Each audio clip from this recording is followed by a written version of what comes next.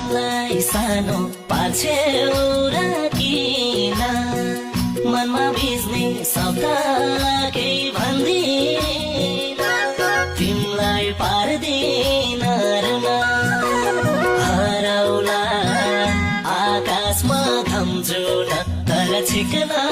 सक्दैनन् रोक्न सक्दैनन् कसैले हामीलाई खुन मनलाई सानो पार्छेउ र किन मनमा भिज्ने शब्द केही भन्दिन